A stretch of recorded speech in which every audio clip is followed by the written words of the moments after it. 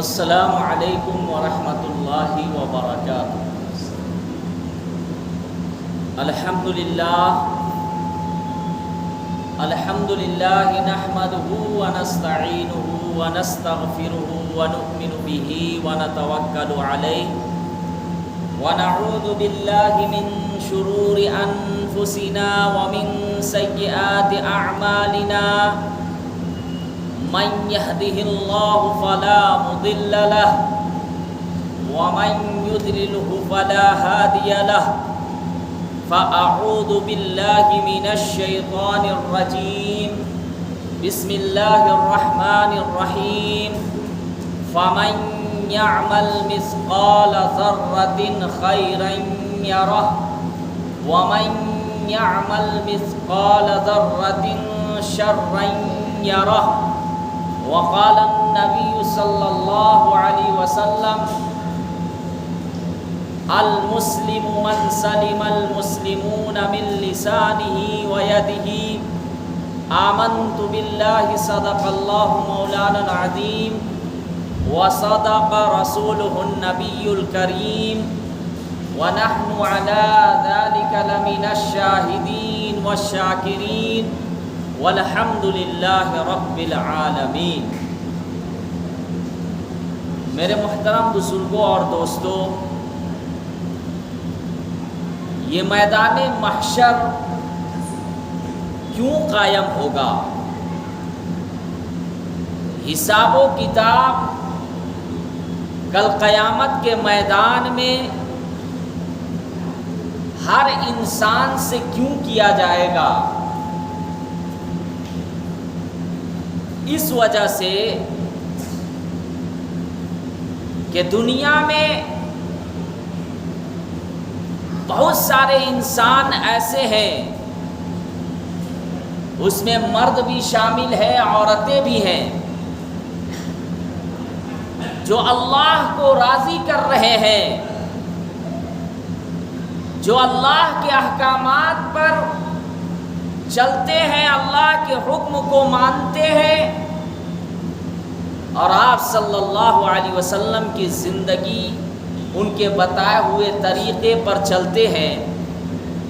اور بہت سارے انسان، مرد عورت ایسے ہیں جو دنیا کے اندر نافرمانیاں کر رہے ہیں، ظلم کر رہے ہیں، عدل و انصاف ختم ہو چکا ہے، معاملات میں گڑبڑی ہے، نمازوں کو چھوڑ کر اپنی زندگی گزار رہے ہیں، قرآن کی تلاوتوں کو چھوڑ کر اپنی زندگی گزار رہے ہیں، اللہ کا ذکر کو چھوڑ کر اپنی زندگی گزار رہے ہیں، اور اتنے بڑے بڑے گناہ ہمیں ملوث ہے کہ اللہ حفاظت فرماوے۔ اس لیے اللہ تبارک و تعالی ایسا نہیں ہے کہ مرنے کے بعد ڈائریکٹ ہماری زندگی ختم ہو گئی، مرنے کے بعد ہم مٹی میں سما گئے، اب منکر نکیر ہمارے پاس نہیں آئے گا سوال کرنے کے لیے، قبر میں ہمیں چین کے ساتھ کہا جائے گا کہ اب آرام سے رہو۔ ایسا نہیں ہے کہ میدان محشر میں متقیوں کے لیے، پرہیزگاروں کے لیے اور گناہگار اور نافرمانوں کے لیے یکساں انعام ہے، برابر ہے۔ اگر ایسا ہو جاوے گا تو اللہ کا جو قانون ہے، اللہ کے قانون کے خلاف بات ہو جائے گی۔ آپ کیا سمجھتے ہیں؟ ایک وہ انسان ہے جو رات کو تنہائی میں، اکیلے میں گناہ کر رہا ہے،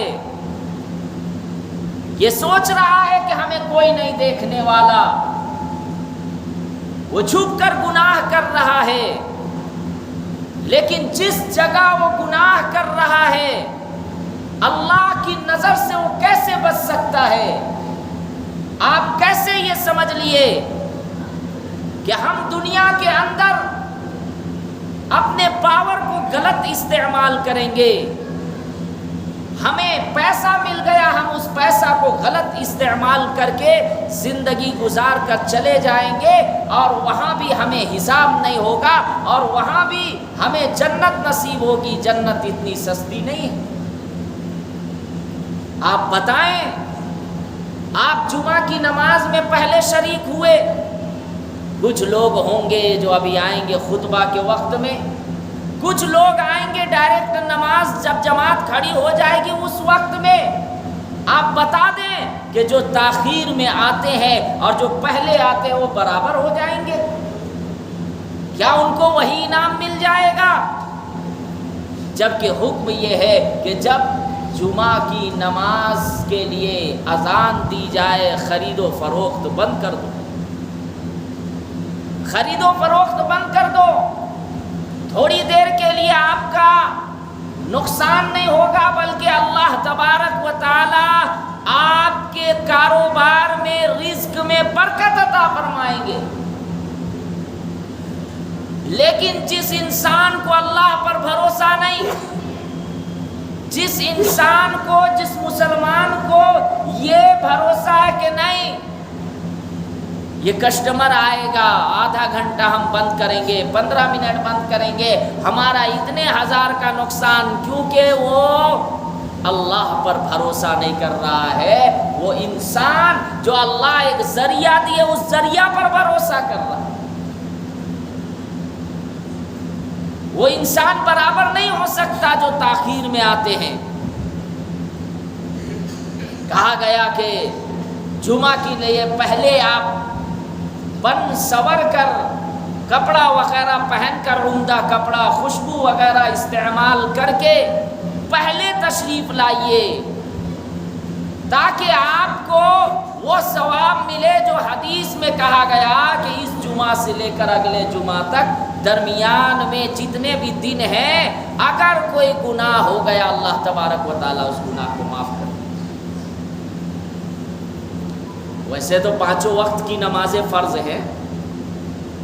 ہم لوگ ابھی دیکھیں عید الاضحیٰ کی نماز الحمدللہ پوری دنیا میں ادا کی. بعض جگہوں میں ایک دن پہلے، ہمارے یہاں ایک دن بعد. لیکن کہنے کا مطلب یہ ہے کہ عید الاضحیٰ کی نماز کروڑوں میں ادا کیے، اور ہر مسجدیں، جتنی بھی مسجدیں ہیں سب میں پھول عید الاضحیٰ کی نماز پڑھنے کے لیے آئے نا. کاش ایسے نمازی 5 وقت کے ہو جائے تو یہ دنیا ہی بدل جائے گی. پھر جو لذت اور جو سکون ملے گا خدا کی قسم وہ اور چیزوں میں نہیں ملنے کا. تو میں یہ عرض کر رہا تھا کہ قرآن کریم میں کیا فرمایا گیا؟ فَمَن يَعْمَلْ مِثْقَالَ ذَرَّةٍ خَيْرًا يَرَهُ وَمَن يَعْمَلْ مِثْقَالَ ذَرَّةٍ شَرًّا يَرَهُ. کہ جو بھی مرد یا عورت ذرہ برابر بھی اگر نیکی کیے ہوں گے تو وہ کل قیامت کے میدان میں دیکھ لیں گے، میدان محشر میں ان کو دکھا دیا جائے. اور جس نے ذرہ برابر بھی برائی کی ہوگی تو وہ بھی کل قیامت کے میدان میں دکھا دیا جائے گا. میرے بھائیوں، وہ میدان محشر جس کے بارے میں قرآن نے نقشہ کھینچا ہے، یوم یفر المرء من اخیہ وامہ وابیہ، یہ لاسٹ تک، اخیر کی آیت تک، اس میں اللہ تبارک و تعالیٰ فرما رہے ہر کوئی ایک دوسرے کو دیکھ کر بھاگے گا. میدان محشر میں کوئی کسی کا کام نہیں آئے گا. ماں باپ اپنی اولاد کے لیے جان تک دنیا میں دینے کے لیے تیار ہے، ہر کچھ برداشت کر سکتے ہیں، لیکن اولاد کو اگر تکلیف ہو جاوے، کوئی معاملہ میں پھنس جاوے، یا اولاد برا ہی کیوں نہ ہو، شرابی ہو، جوہاری ہو، گناہوں میں مبتلا ہو، لیکن اس کے باوجود ماں باپ کو اپنی اولاد سے محبت ہوتی ہے. اگر اس کو کوئی آدمی غیر آدمی ایک تماچا مار دے لڑنے کے لیے تیار، ہنگامہ، تلواریں شروع، صحیح غلط کا پتہ نہیں لگائیں گے۔ ہمارے بچے کو کیوں مارا گیا؟ آج اسی وجہ سے تو بچے بگڑ رہے ہیں۔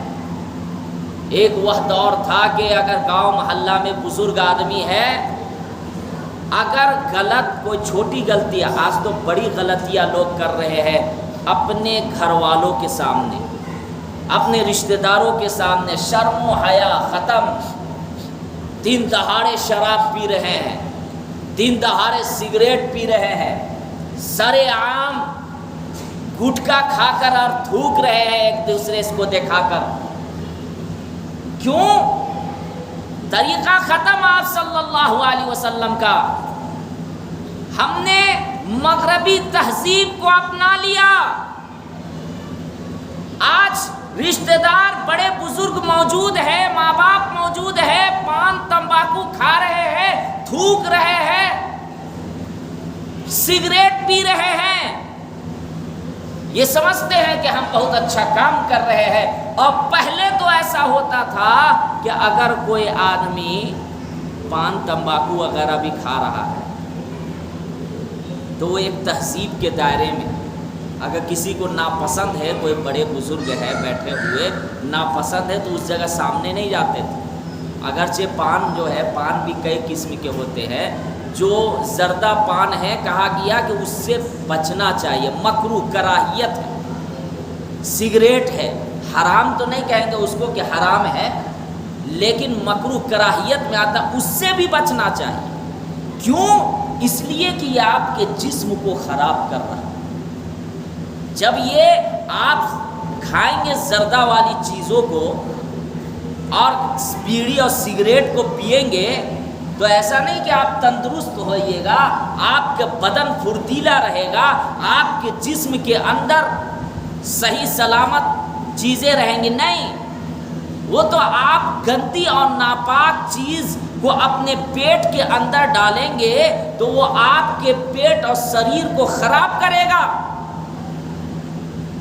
پھر اس کے بعد شکایتیں آتی ہیں، کینسر ہو گیا، شکایتیں آتی ہے کہ منہ میں کچھ اور بیماری آ گئی، بدن میں کچھ اور بیماری آ گئی۔ آپ اچھی غذائیں کیوں نہیں کھاتے؟ جو پان تمباکو اور غلط چیزوں کو آپ کھا رہے ہیں، آپ اس سے بہتر ایک گلاس جوس پیجئے، اللہ نے نوازا ہے۔ بھائی دودھ پیجئے، اللہ کے نبی صلی اللہ علیہ وسلم نے فرمایا دودھ اور شہد میں شفا ہے۔ کہاں غلط چیزوں میں آپ پڑے ہوئے ہیں، نشیلا چیزوں میں؟ ایک بار کوشش تو کر کے دیکھے۔ اب اگر سوچیں گے مولانا صاحب یہ پان تمباکو کی کیا بات کر رہے ہیں، بھائی یہ ہم آپ کے فائدے کے لیے بول رہے ہیں، دشمن نہیں ہے، آپ کے فائدے کے لیے۔ اس سے زیادہ یہ کینسر ہو رہا۔ آپ ہاسپٹلوں میں جائزہ لیجئے، ڈاکٹرز کی ٹیم خود آپ کو بتائیں گے کہ آج نوجوانوں کو جو یہ کینسر وغیرہ کی جو بیماری آ رہی ہے یا اور بھی چیزیں، تو وہ کیا ہے؟ جو نشاور چیز کو ہم استعمال کر رہے، کھا رہے ہیں، پیٹ میں گزار رہے ہیں، اس کی وجہ سے کوشش کرنی چاہیے ہم اچھی غذائیں کھانے کی۔ بہرحال میں آپ کو آرڈر نہیں کر رہا ہوں، میری رائے ہے اور ہمیں قرآن و احادیث کے روشنی میں سمجھانا چاہیے۔ تو میں کیا عرض کر رہا تھا کہ میدان محشر کیوں قائم ہوگا؟ تاکہ دنیا کے اندر جو اپنی من مرضی زندگی گزار کر آئے ہیں، کل قیامت میں اللہ تعالیٰ سامنے کھڑا کریں گے۔ قرآن میں ہے، کہا گیا کیا کہ بعض انسانوں کو، مرد ہو یا عورت، داہنے ہاتھ میں نامہ اعمال دیا جائے گا۔ جن کو داہنے ہاتھ میں نامہ اعمال دے دیا گیا، سمجھو کہ اس کے لیے بیڑا پار، خوشی ہی خوشی ہے۔ داہنے ہاتھ میں نامہ اعمال آ گیا، اب اس کے لیے جنت میں جانے سے کوئی نہیں روک سکتا۔ وہ سب کو دکھائے گا کہ دیکھو مجھے داہنے ہاتھ میں نام اعمال دکھا دیا گیا. جس طریقے سے اگر دنیا میں کوئی امتحان میں پاس ہو جاتا ہے، فرسٹ ہو جاتا ہے، تو وہ ہر رشتہ دار کو دکھاتا ہے، کال کر کے دوسرے کو بتائے گا. اسی طریقے سے اگر کوئی انسان سرکار سے کوئی چیز مانگ کرتی ہے اور اس کے لیے محنت کرتی ہے، 2 سال 3 سال نعرہ بازی اور یہ وہ، اگر اس کو اس کام میں کامیابی مل جائے تو ہر انسان کو بتاتا ہے کہ دیکھو میرے لیے یہ محنت، میں نے یہ محنت کی اور مجھے یہ کامیابی ملی. دیکھو میں نے رات دن ایک کر کے میں نے پڑھائی کی، علم حاصل کیا، آج اعلیٰ نمبرات سے میں کامیاب ہوا، فرسٹ لایا، سیکنڈ لایا، تھرڈ لایا، اتنے نمبر لائے، وہ سب کو دیکھا تھا. اسی طریقے سے کل قیامت کے میدان میں جس مرد اور عورت کو نامہ اعمال داہنے ہاتھ میں دے دیا جائے گا، وہ سارے انسانوں کو دکھائے گا کہ دیکھو مجھے نامہ اعمال داہنے ہاتھ میں دے دیا گیا ہے. اور اس کے بعد جنت کا کنگن اس کو پہنایا جائے گا، کنگن ہاتھ میں، جنت کا تاج سر میں پہنایا جائے گا، جنت کا لباس پہنایا جائے گا. یہ دنیا کے چکر میں ہم لوگ پڑے ہوئے ہیں جو ہمیشہ والی زندگی نہیں.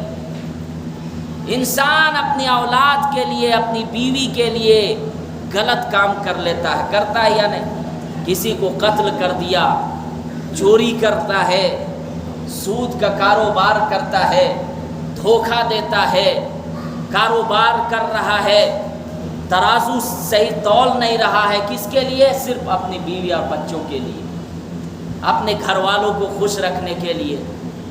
آپ کے گھر والے کیا خوش رہیں گے جب آپ غلط کر کے آپ کھلائیں گے؟ خوش نہیں رہیں گے.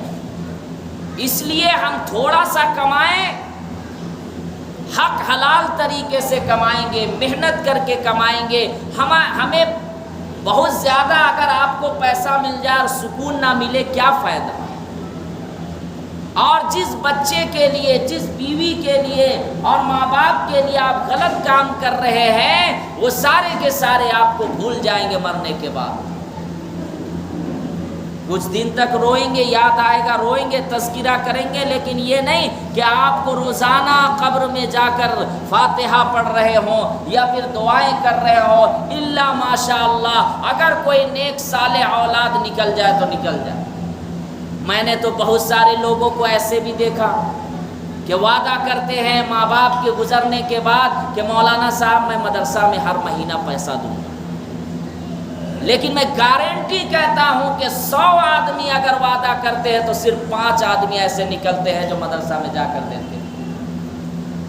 اگر کوئی وعدہ کیا کہ نہیں میں ماں باپ گزر گئے ہیں، میں ان کے طرف سے کسی یتیم بچہ کو پڑھاؤں گا، اسکول میں ہو، مدرسہ میں ہو، کالج میں ہو، لیکن وہ وعدہ پورا نہیں کرتے. ایک تو گزرنے والے کو آپ دھوکہ دے رہے ہیں، آپ کے ماں باپ گزر گئے، آپ ان کے نام سے کہہ رہے ہیں کہ ہم دیں گے، لیکن آپ دے نہیں رہے ہیں. یہ نیک صالح اولاد کی پہچان نہیں ہے. یہ ایسی اولاد ہے جو جائیداد کی وجہ سے اپنے باپ سے محبت، اپنی ماں سے محبت، اور اس کے بعد پھر ان کے مرنے کے بعد ان کو پوچھنا بھی نہیں، ان کے لیے دعا بھی نہیں کرنا. وہ ماں باپ جو آپ کے لیے رات رات بھر جاگتے ہیں، آپ ان کے گود میں پیشاب کر رہے ہو، پخانہ کر رہے ہو، گندگی پھیلا رہے ہو، لیکن آپ گرل فرینڈ کے چکر میں پڑھ کر ماں باپ کو بھول جاتے، دوست کے چکر میں پڑھ کر ماں باپ کو بھول جاتے.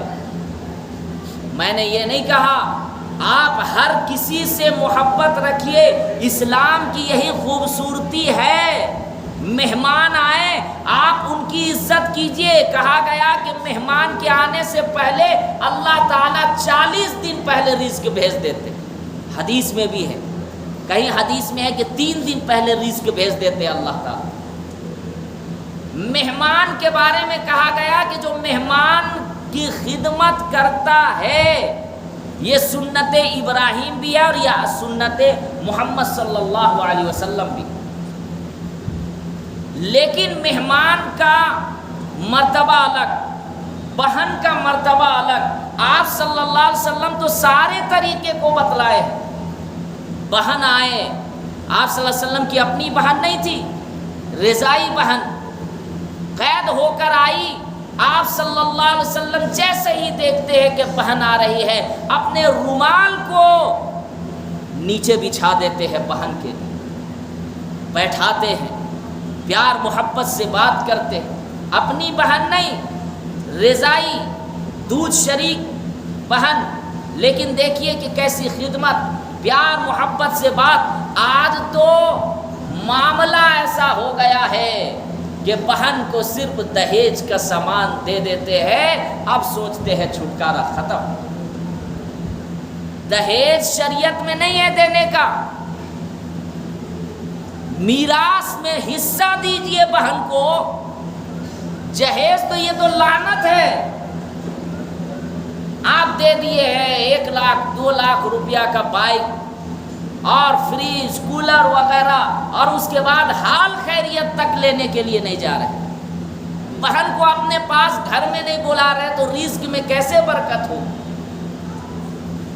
اسی طریقے سے ماں باپ سے محبت بھی کر رہے تو کس غرض سے ہمیں حصہ ملے گا، کہاں سے سکون ملے؟ جب آپ کے دل میں مال کی محبت آ گئی، جب مال کی محبت آ گئی تو پھر اللہ تبارک و تعالی آپ کو دھیرے دھیرے مال ہی میں سمیٹ کر رکھ دیں گے، اور مال کرتے کرتے آپ دنیا سے چلے جائیں۔ اس لیے آپ کبھی تجربہ کیجئے گا، اللہ کے نبی صلی اللہ علیہ وسلم کی حدیث میں موجود ہے، آپ صلی اللہ علیہ وسلم نے ارشاد فرمایا کہ جس انسان کو دنیا سے محبت ہو گئی، مال سے محبت ہو گئی، مرتے دم تک وہ مال مال کہتے کہتے مر جائے۔ آپ کبھی تجربہ کریں، جس انسان کو مال زیادہ مل جاتا ہے وہ مال کرتے کرتے، مال کہتے کہتے مر جاتا۔ اللہ نے مال دیا، کوئی بری چیز نہیں ہے، مال دینا بہت اچھی چیز ہے۔ بعض صحابہ کرام بھی بہت بڑے مالدار تھے، لیکن اس مال کو آپ اللہ کے راستے میں خرچ کیے یا نہیں، یہ سب سے بڑی چیز۔ مال اللہ نے دیا، کبھی آپ گاؤں محلے میں گھومیں، دیکھیں کتنے غربت والی زندگی بسر کر رہے ہیں۔ شہروں میں رہنے سے پتہ نہیں چلتا اتنا، لیکن کبھی کبھی آپ دیہاتوں میں گھومیں، وہاں کا جائزہ لیں، وہاں دیکھیں کہ کبھی کبھی ایسا ہوتا ہے کہ پانی کی قلت ہے۔ اگر کہیں پہ بورنگ کا پانی ہے اگر کیا ہوا تو وہاں سے کتنے گھر والے پانی پیتے ہیں۔ گاؤں میں ایسے دیہات میں آپ گئے چپکے سے، چند لوگ، چلو بھائی پانی ہم یہاں ایجاد کر دیتے ہیں، کتنا ثواب ملے گا؟ آپ نے کبھی غور کیا؟ جہاں پہ جس گاؤں میں بورنگ کیا ہوا، کتنے گھر والے وہاں سے پانی لے رہے ہیں، بیچارے بھر رہے ہیں، اور اس کے بعد اپنے سروں میں اٹھا کر، کوئی ہاتھوں میں اٹھا کر لے جا رہے ہیں۔ ہماری مائیں اور بہنیں، عورتیں نکل رہی ہے، وہاں سے اٹھا اٹھا کر لے جا رہی ہے۔ ہم اے سی میں رہ کر ان چیزوں کا احساس نہیں ہوگا، ہم شہروں میں رہ کے گاؤں کا چکر نہیں لگائیں گے، قصبے کا چکر نہیں لگائیں گے، دور دراز میں رہ کر غریبوں کا حال نہیں دیکھیں گے، جو تعلیم سے دور ہیں، جب تک ہم ان تک نہیں پہنچیں گے تب تک احساس نہیں ہوگا۔ صرف ہم گھروں میں رہیں گے تو اس کی بھی غریبی کا احساس نہیں ہوتا۔ جیسے روزہ رکھتے ہیں تب نہ پتہ چلتا ہے بھوک کا احساس، مالداروں کو بھی پتہ چلتا ہے ہاں بھوک۔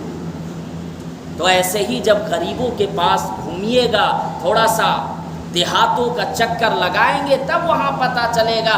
ایسی جگہوں میں جا کر اگر پیسہ خرچ کریں گے، واقعتاً آپ کو فی سبیل اللہ والا ثواب ملے گا۔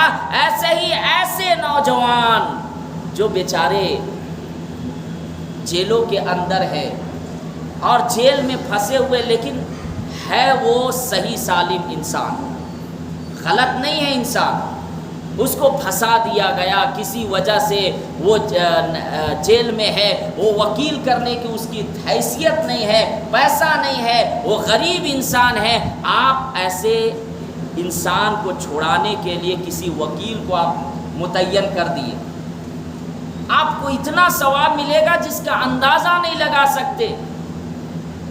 تو ایسی جگہوں پر پیسہ خرچ کرے جہاں پہ آپ کو مرنے کے بعد لوگ کہے کہ فلاں آدمی تھے، رانچی شہر بریاتو کے فلاں آدمی تھے، مین روڈ کے رہنے والے، ڈورنڈا کے رہنے والے، جنہوں نے اس گاؤں میں پانی نہیں تھا وہاں پانی جا کر وہ کروا دیے، فلاں جگہ دو بچے ایسے تھے جو پڑھائی نہیں کر پاتے تھے، وہ 2 بچوں کو انہوں نے ڈاکٹر بنایا، انجینئر بنایا، حافظ قرآن مفتی بنایا۔ آپ کا نام آوے اور نامہ اعمال میں اللہ تبارک و تعالیٰ کو داہنے ہاتھ میں نامہ اعمال دے اور کہے کہ ہاں واقعتاً یہ خدمت کیا، اللہ کے لیے کیا۔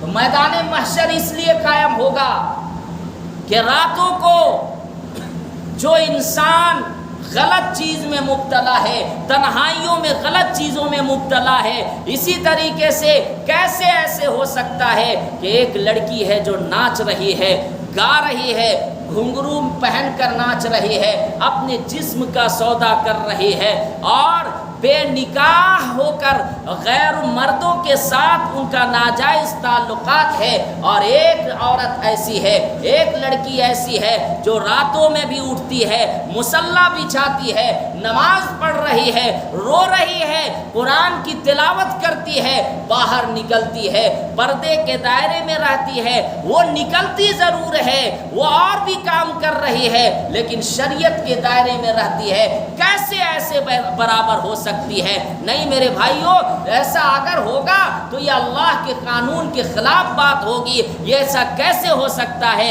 کہ دنیا میں آپ رہ کر کمزور کو ستائیں گے؟ بیچارہ ایک انسان ہے، غریب ہے، ایک گلاس ٹوٹ گیا، اس سے کپ ٹوٹ گیا، کچھ غلطی ہو گئی، ماں بہن کی گالی دے رہے ہیں۔ میرے بھائیوں، ماں سب کی ماں ہوتی ہے، اگر کسی مزدور کی ماں اگر کو گالی دے رہے ہیں، آپ اپنی ماں کو گالی دے رہے ہیں، ماں ماں ہوتی ہے۔ اگر کوئی انسان سے غلطی ہو جائے آپ اس کو سمجھائیں، لیکن گالی دے کر یہ صحیح طریقہ نہیں ہے۔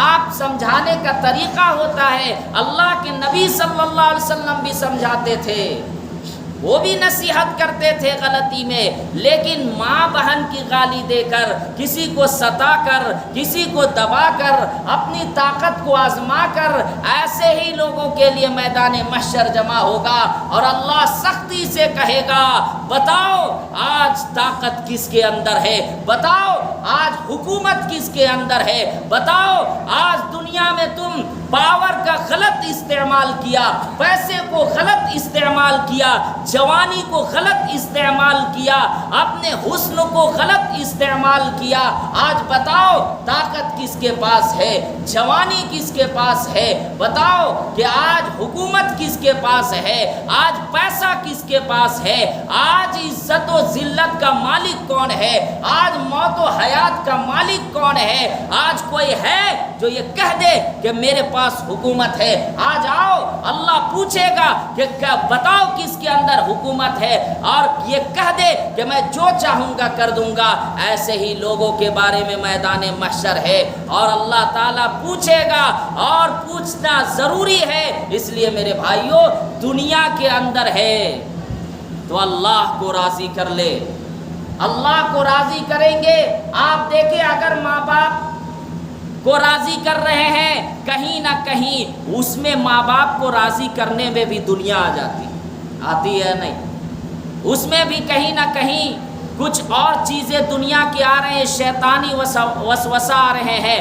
بیوی کو راضی کر رہے ہیں، بیوی بھی راضی نہیں ہوتی، وہ بھی کہتی کہ پیسہ کما کر لاؤ۔ کہاں سے لاؤ اس کا نہیں، جہاں سے بھی لاؤ، بتائیں دنیا کو راضی کر رہے ہیں۔ لیکن میرا اللہ ایسا ہے کہ اگر آپ اللہ کو راضی کرو گے میرے بھائیوں، دنیا میں بھی آپ سکون کم پیسے میں رہو گے، آخرت میں بھی آپ کو اجر ملے گا۔ اس لیے اللہ سے تعلق جوڑو، اور اس کے بعد ماں باپ کو راضی کرے، ان کے حقوق ہے لیکن غلط چیزوں میں نہیں۔